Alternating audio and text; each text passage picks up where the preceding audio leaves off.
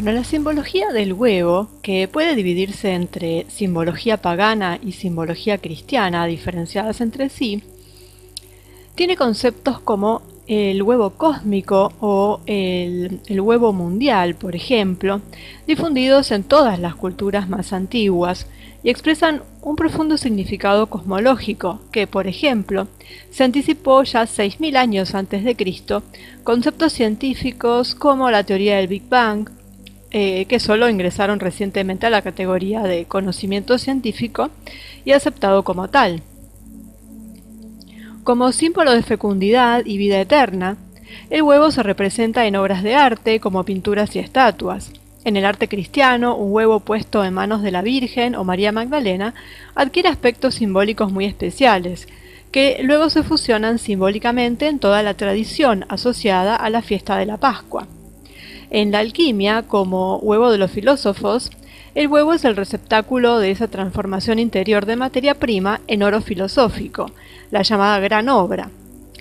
Tantos significados diferentes, pero solo en apariencia, como se puede apreciar al final, que a partir de lo que vamos a ver, también se podrá entender cómo la figura del huevo se asocia frecuentemente con la de la serpiente, un arquetipo universal que representa, en pocas palabras, las fuerzas cósmicas de la naturaleza y la regeneración a través de ellas.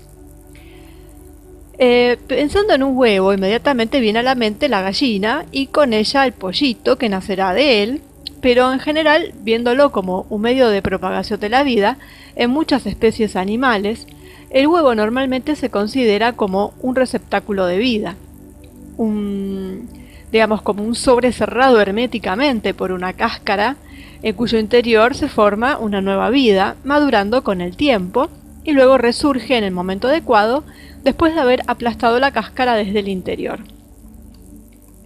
Por lo tanto, el huevo, en su forma perfecta, sin principio ni fin, como una esfera, y en el cual, sin embargo, una dirección u orientación a lo largo de un eje vertical alrededor del cual se desarrolla su simetría cilíndrica, es un símbolo universal de fecundidad, de vida eterna y de resurrección.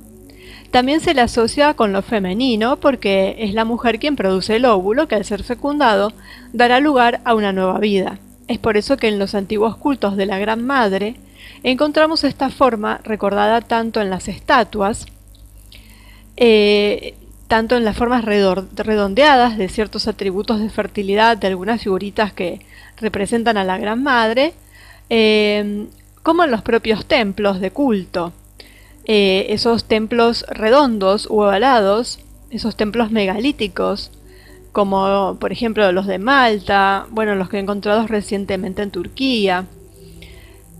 Y bueno, nuevamente encontramos el tema simbólico del huevo, el principio femenino, y de la lanza, el equivalente masculino, en las cornisas decorativas de muchos templos, tanto antiguos como modernos. Por ejemplo, la iglesia de Santa María del Priorato es un ejemplo.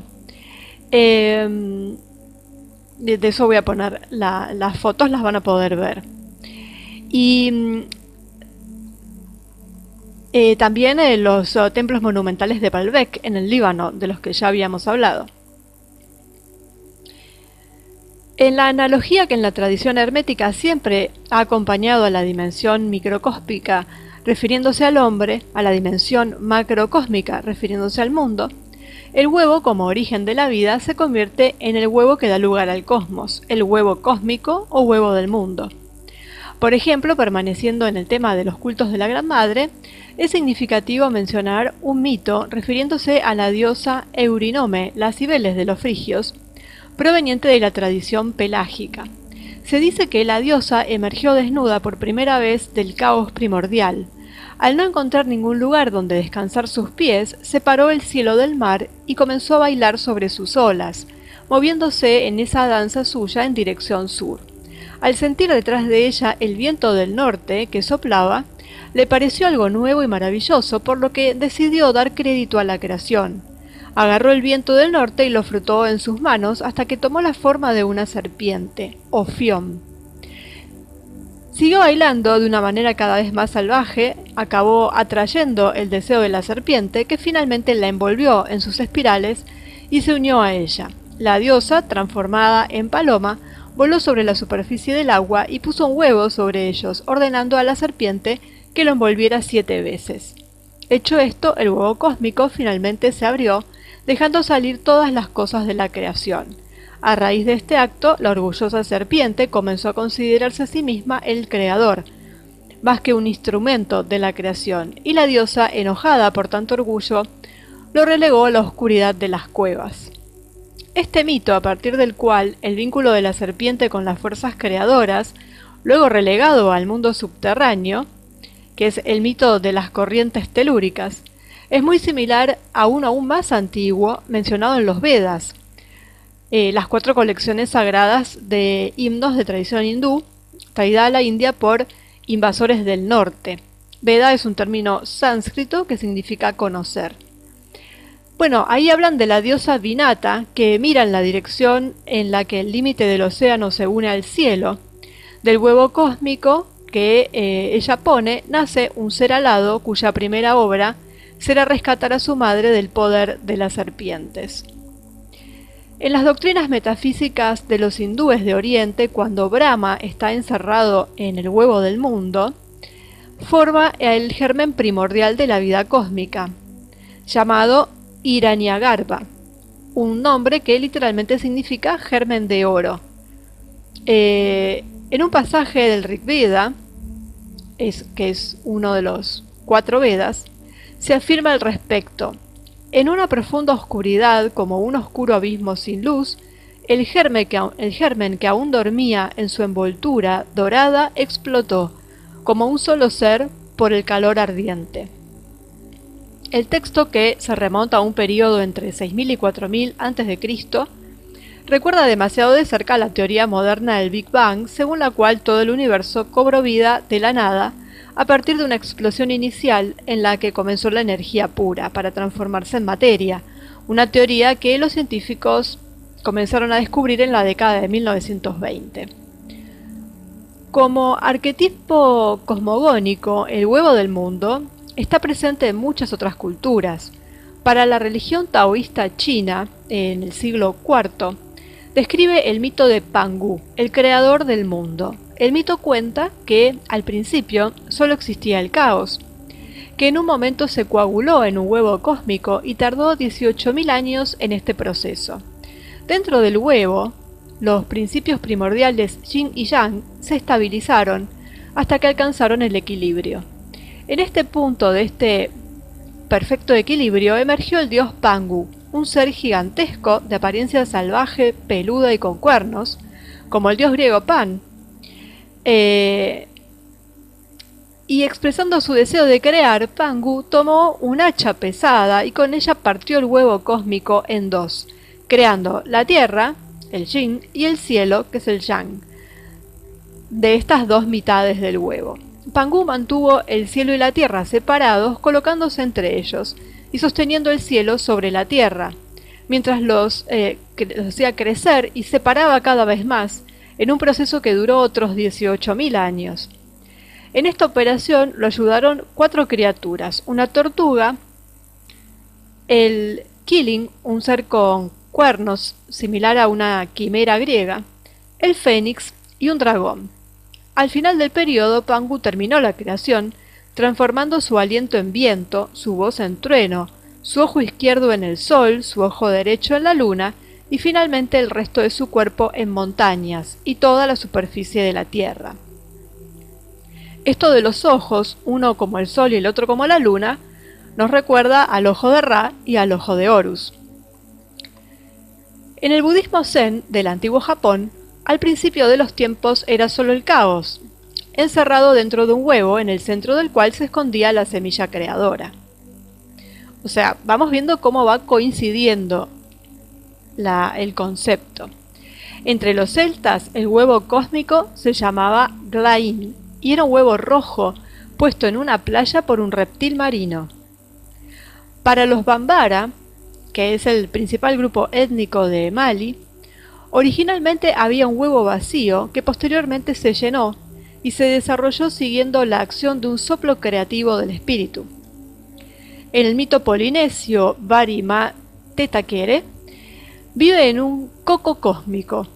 Esta es una adaptación regional, pero hay que tener en cuenta que el coco también, digamos, es algo esférico que se puede abrir, se puede cortar en mitades, ¿no? Finalmente, entre los antiguos egipcios, el mito se expresa en la figura del fénix, un ave legendaria que puede vivir hasta 500 años y que, sintiéndose cerca de la muerte, se retira a un lugar aislado y construye un nido en forma de huevo sobre un roble o una palma, entrelazado junto con las ramitas también arbustos de plantas aromáticas como incienso y otras hierbas. Al entrar en el nido, deja que el sol lo prenda fuego y lo queme por completo. Después de la combustión completa, una larva o huevo emerge de las cenizas restantes, que el sol hace crecer rápidamente y madura durante 3 días. De este huevo renace el nuevo fénix, joven y poderoso, que vuela a Heliópolis y se posa en el árbol sagrado. En el tarot tenemos el último arcano, que es el número 21, que es el mundo. La carta del mundo que lo representa es una mujer desnuda en el centro de una corona en forma de huevo. A su alrededor, externamente, están los símbolos del tetramorfo, es decir, un hombre, un águila, un león y un toro. La mujer sostiene 2 palillos y tiene las piernas cruzadas. En esta posición, con los brazos extendidos, formando un triángulo, toda la figura recuerda el símbolo alquímico de sulfur. Además, bueno, los genitales están cubiertos porque en realidad la figura es un andrógino. También tenemos la idea del huevo como origen del cosmos en la base de la cosmogonía de los misterios órficos.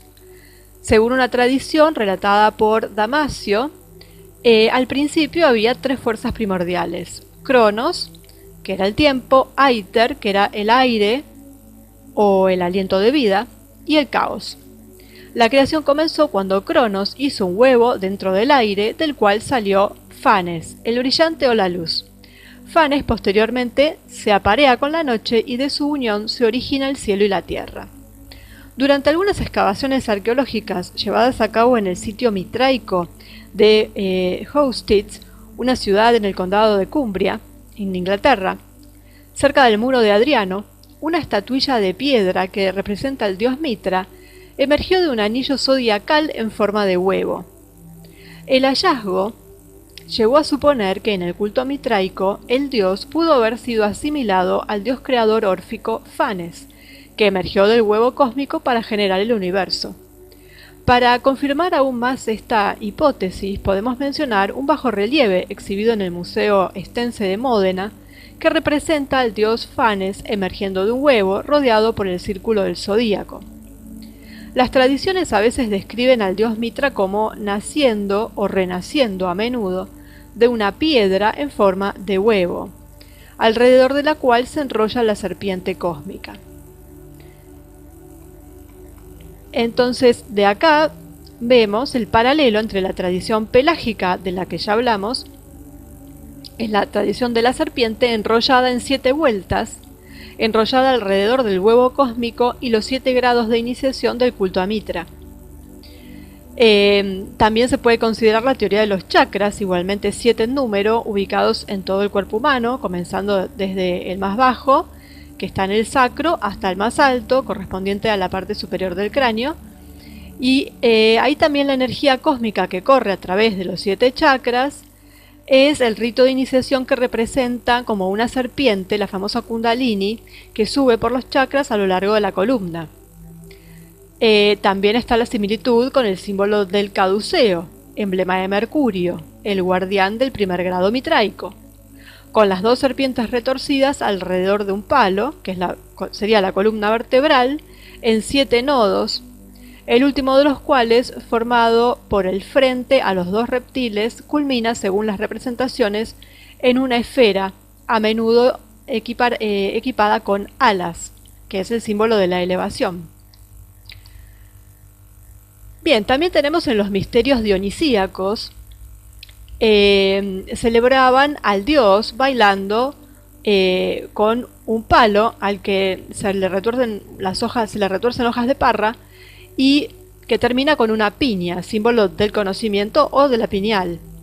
Es el mismo símbolo y no es casualidad que la glándula pineal, el asiento del sexto chakra, donde el tercer ojo se abre en la cima del proceso iniciático, el del conocimiento, se llama así en relación con su forma, que se asemeja a la de una piña. Y llegamos por lo tanto a cerrar el círculo con la imagen de un bajorrelieve que está expuesto en el Museo Carlisle, en Cumbria también, en el norte de Inglaterra, que representa a la serpiente cósmica enroscada en torno a una gigantesca piña, que tiene forma de huevo. Bien, después tenemos al ónfalos. Hay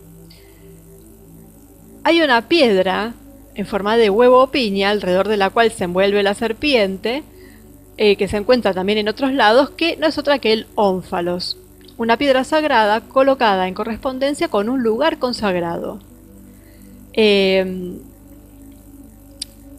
Como por ejemplo el Betilus o el Betel, es decir, la casa de Dios, que Jacob ungió y levantó como una estela en el lugar donde había soñado con la escalera que unía la tierra al cielo. La piedra sagrada de Kermaria, aquella en la que está tallado el bajorrelieve del símbolo del centro sagrado, tiene una línea ondulada en la base que la rodea a cada lado y que recuerda la idea de la serpiente envuelta alrededor de la piedra. Bueno, vemos muchos de estos ejemplos, ¿no? También hay en el patio frente a la iglesia de Santa María de la Libera, en Italia, hay una piedra con una característica forma de huevo y en esa posición, digamos que solo puede tener la función simbólica de ónfalos, ¿no? Un marcador de un centro sagrado, como cuando ponen los obeliscos, digamos. O cuando ponen también cinturones triples. Bueno, hay muchos ejemplos, ¿no? Pero el concepto, digamos, es claro, ¿no? Ya a estas alturas, y este significado simbólico adicional atribuible al huevo, que, bueno, no debería olvidarse cada vez que uno ve una de estas representaciones, ya inmediatamente remite a eso. Bueno, antes habíamos dicho que el germen primordial de la vida cósmica, según las doctrinas de los Vedas, se llama Hiranyagarbha, que literalmente significa embrión dorado y se encuentra dentro del huevo del mundo. Cuando Brahma está encerrado dentro, es que se llama de esta forma. Esta terminología, que ciertamente se deriva de la observación práctica de que en un huevo real el verdadero germen de la vida está contenido en la yema, que es de color amarillo, amarillo ámbar, se parece mucho a la terminología alquímica. De hecho, existe en la jerga y el simbolismo alquímico el concepto de huevo de filósofo, que es la réplica en la que se coloca la materia prima y con la que se procede a la gran obra por el llamado camino húmedo, más largo pero más seguro, a diferencia de la vía seca en la que se trabaja con el crisol. Este huevo luego se encierra en el interior del átanor, el horno típico para las operaciones alquímicas, simbólicamente llamado con diferentes nombres, como torre, prisión o cueva. En este papel, por otro lado, el huevo filosófico toma el lugar simbólico del huevo del mundo, mientras que el átanor es en la correspondencia habitual microcosmos-macrocosmos se asimila al cosmos. Esto es lo que está en los tratados alquímicos, ¿no?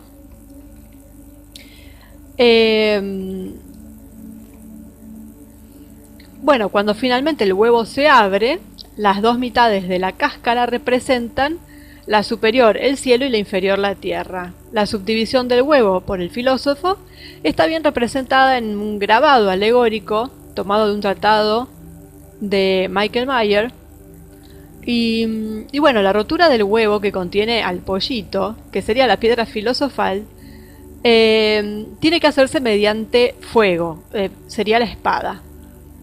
El edificio cuadrado, que está representado siempre en estas litografías, de donde provienen las llamas, no es más que otra representación simbólica del átanor y Bueno, que también hay unos dibujos que marcan almenas en el muro y que son por supuesto 7. Bueno, en todos estos textos alquímicos se ven esta clase de representaciones totalmente simbólicas en donde hay que estar mirando cuántas cosas se repiten, que normalmente son números cabalísticos. Y bueno, toda esta representación del huevo como piedra filosofal y de todo el proceso que lleva a la gran obra tiene que ver con esto del huevo también. También hay una curiosidad con respecto a, por ejemplo, el juego de la oca, que es un juego que tiene un simbolismo esotérico enorme, y el recuadro número 52 se denomina prisión o barco o arca, depende de quién lo haya hecho, ¿no? Y es una casilla donde el jugador, si cae accidentalmente en ella, tiene que permanecer hasta que otro jugador venga a liberarlo, o en otras versiones si consigue determinadas combinaciones de puntos con los dados. Alquímicamente, como se ve, la prisión es una alegoría del horno, dentro de la cual se coloca el huevo filosófico para proceder a la gran obra. El arca, en referencia al barco construido por Noé para escapar del gran diluvio, es un simbolismo análogo, porque también al contener las parejas de animales que se regeneran a sí mismas, comenzará la nueva vida después del diluvio. Por lo tanto, contiene en su interior el germen de vida como un huevo. O sea, ahí vemos cómo lo empiezan cómo todo lleva a una cosa que lleva a otra, que lleva a otra, y que es todo simbólico. Y eso es importante conocerlo cuando, sobre todo, uno visita edificios muy antiguos y está lleno de simbología, y uno mira y a veces se siente agobiado por la cantidad de simbología que hay, y teniendo estos datos uno de a poco por lo menos puede ir entreviendo qué es lo que nos están queriendo decir en ese lugar. Y pienso en las catedrales, en las iglesias góticas, en edificios incluso civiles pero muy antiguos, en castillos. Por supuesto que en la actualidad también hay simbología en muchos lados, pero no es esa cosa cargada que estaba antiguamente y donde había un símbolo pegado al otro, y en donde es muy útil tener esta clase de información para saber cómo ellos manejaban la simbología para transmitir información y conocimiento. Porque hoy en día uno por ahí, bueno, lo mira y no le presta atención, y tampoco hace todo este proceso de por cada paso al que va llevando del huevo a la prisión, al horno. Bueno, sabiéndolo, entonces ya uno mira con otros ojos y empieza a mirar, y claro, por supuesto, haciendo esto, cuando uno está de visita, no sé, pongamos en una catedral, tiene para muchos días ahí adentro para poder leer todo lo que hay. Así que bueno, al que le interese podrá ir muchas veces y hacerse unas grandes lecturas, pero la verdad es que es para hacerlo con mucho tiempo, porque es impresionante la cantidad de cosas que se ven. Bueno, pasando a lo que es la mitología griega, el huevo se contempla en el mito de Leda. Según una de las versiones más sencillas del mito, Leda, la reina esposa de Tíndaro, rey de Esparta, se encontraba a orillas del río Éuroto cuando Zeus, que se enamoró de ella, sabemos que era muy enamoradizo Zeus, la sedujo en forma de cisne blanco y se apareó con ella. Las cosas se complicaron cuando Leda también se acostó con su esposo esa misma noche. El resultado fue que Leda dio a luz un huevo del que nacieron dos gemelos, Cástor y Pólux, junto con su hermosa hermana Helena, que luego sería Helena de Troya. Según otra versión, Leda dio a luz dos huevos. De uno nacieron Cástor y Pólux y del otro Helena y Clitemnestra. La complicación fue que, mientras Pólux y Helena eran hijos de Zeus, Cástor y Clitemnestra tenían a Tíndaro como padre. Cástor y Pólux, también conocidos como los Dioscuros, son conmemorados en la constelación de Géminis, y es a ellos a quienes en la posterior transposición cristiana se inspiraron las leyendas de los dos santos Cosme y Damián, protectores de la orden médica. En conmemoración de este mito, en Esparta, en el templo conocido como los Leucípidos, se veneraba la cáscara rota de un huevo gigante colgado con un hilo en la bóveda, que se creía que era el huevo hecho por Leda. Y esto está en algunas pinturas, en particular una del Renacimiento hecha por Piero de la Francesca, que inmortalizó el huevo, y el cuadro se llama Pala di Brera. Bien, esto es todo lo que tiene que ver con el simbolismo pagano, pero hay todo un simbolismo del huevo con el cristianismo. Así que, bueno, ahí vamos entonces con el simbolismo cristiano. Ahí el huevo se adoptó sobre todo en relación con su conexión con la idea del nacimiento a una nueva vida, es decir, a la resurrección. En ese sentido, por lo tanto, deben interpretarse las distintas figuras de las vírgenes con niño sosteniendo un huevo en la mano. La estatua de madera de la Virgen de Constantinopla, ubicada en el interior de la Colegiata de Santa María Maggiore, es un ejemplo, por ejemplo. Valga la redundancia. Está también, bueno, el significado que está ligado al arquetipo cosmogónico, donde, por ejemplo, está el cuadro de Piero de la Francesca, el Pala Montefeltro, que está en la Pinacoteca del Brera, en Milán, y en la pintura está la Virgen con el niño dormido en su regazo, rodeado de una multitud de santos, y ante ella, arrodillado en adoración, se representa a Federico de Montefeltro, que es el que encargó la obra. Y el niño lleva alrededor del cuello un colgante de coral rojo, cuyo color remite a la sangre, y es símbolo tanto de la pasión como de la misma misión salvadora a la que será llamado más tarde. Al fondo hay un nicho semicircular que está coronado por una semicúpula en forma de concha clásica, en cuyo centro cuelga un huevo de avestruz. El caparazón que recuerda el nacimiento de Venus, por ejemplo el famoso de Botticelli, acá representa a la nueva Venus, que sería María, símbolo de la belleza eterna, pero también de la naturaleza generativa de la Virgen. Y el caparazón es también el símbolo del conocimiento esotérico, visto como la perla preciosa que se esconde en su interior y se encuentra por todas partes en las iglesias, escondida por ejemplo en los ábsides o en las pilas de agua bendita.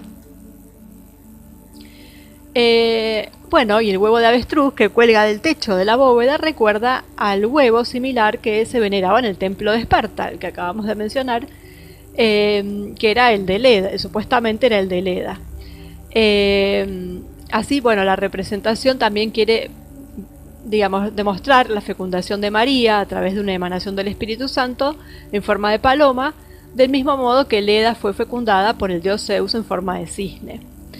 Esto es todo lo que hizo el autor del cuadro, ¿no es cierto? Cosas que, por ejemplo, también hizo Salvador Dalí, retomando el simbolismo del huevo. Obviamente en una versión surrealista del retablo de Piero de la Francesca, el que hizo de Leda, ¿no?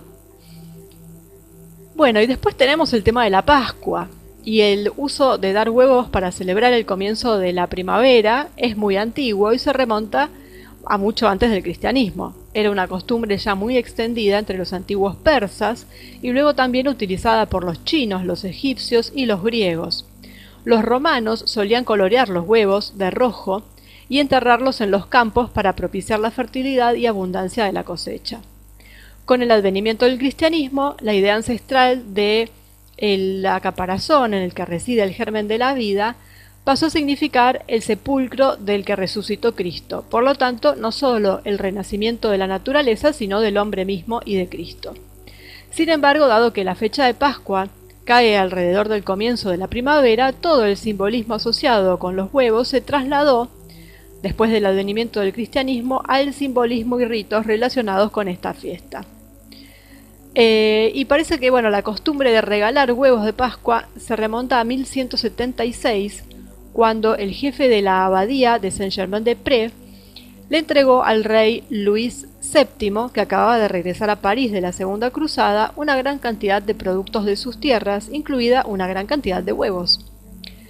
También en la Edad Media se extendió la costumbre de colorear o decorar los huevos. Por ejemplo, la comisión de 450 huevos bañados en oro y decorados que se donarán para la Pascua se conoce de los libros de contabilidad del rey Eduardo I de Inglaterra. La tradición anglosajona es más explícita en la yuxtaposición de los símbolos de la Pascua con las antiguas tradiciones paganas. El mito se refiere a la antigua diosa latina de la primavera, Ostara, que en realidad es la celta, que se convirtió en Easter, es decir, oestre, entre los ingleses, y de la cual Easter, el nombre actual de Pascua en inglés. Y se dice que un día un conejito, con ganas de complacer a la diosa, comenzó a dejar huevos decorados con los colores del arco iris. La diosa apreció tanto el gesto que le pidió al conejo que diera la vuelta al mundo para dar sus huevos a todos los hombres. De aquí proviene la tradición anglosajona del conejito de Pascua, que trae un huevo de chocolate como regalo o esconde huevos en los jardines para que los niños los encuentren. El conejo, como la liebre, siempre fue, por la proverbial fertilidad en la reproducción que tiene el animal en sí, un símbolo de fertilidad, y por lo tanto su figura va muy bien con la del huevo, que tiene un significado similar. Entonces la canasta llena de huevos, de colores, no es más que una metáfora del útero de la madre tierra que genera sus frutos al inicio de la primavera, es decir, en el equinoccio, cuando las duraciones del día y de la noche son exactamente iguales, y por lo tanto hay equilibrio perfecto entre las dos fuerzas, la luz y la oscuridad, el bien y el mal, el masculino y el femenino, y todo lo que sea, el equilibrio de todos los opuestos. Y después tenemos el huevo de color rojo, merece una discusión aparte, y especialmente su relación con la figura de María Magdalena. Cuenta la leyenda que después de la resurrección de Cristo, María Magdalena se presentó al emperador Tiberio mostrándole un huevo, anunciando la resurrección de Cristo. El emperador, incrédulo, respondió que era imposible que alguien se levantara de entre los muertos, así como era imposible que un huevo se volviera completamente rojo. Inmediatamente, como por milagro, el huevo que tenía María Magdalena se tiñó con ese color.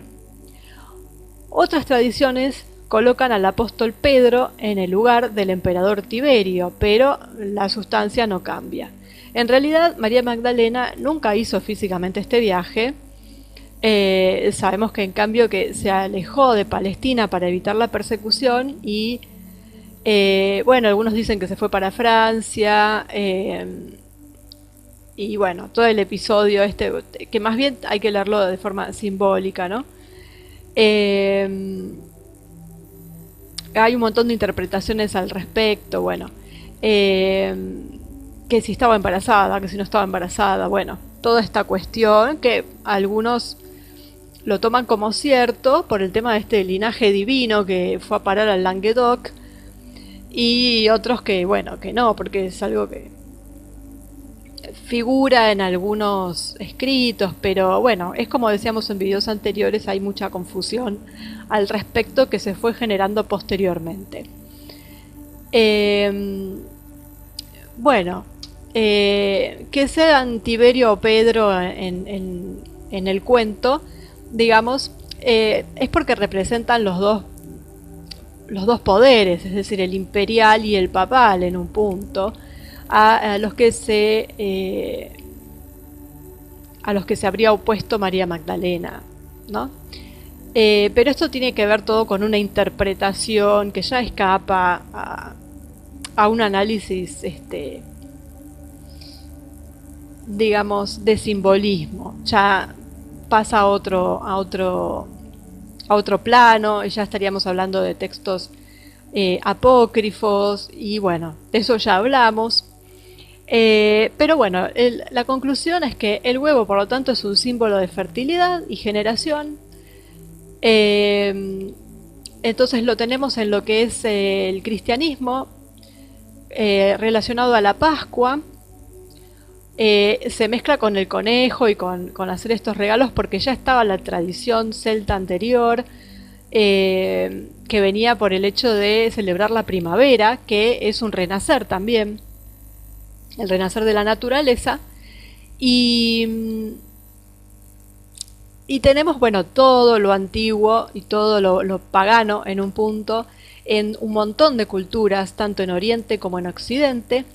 Y bueno, este huevo órfico con la serpiente también que lo enrosca, que lo vemos en muchas simbologías. Y, y bueno, algunas cosas que caen de maduro, es decir, que es obvio la representación de la fertilidad del huevo, ¿no? Pero bueno, es interesante ver cómo a lo largo de los siglos y de las diferentes culturas se fueron tomando diferentes aspectos y se fueron creando diferentes mitos. Como por ejemplo esto de tener ese huevo que decían que había tenido Leda, por haber tenido relaciones con Zeus, y que lo guardaban como una reliquia.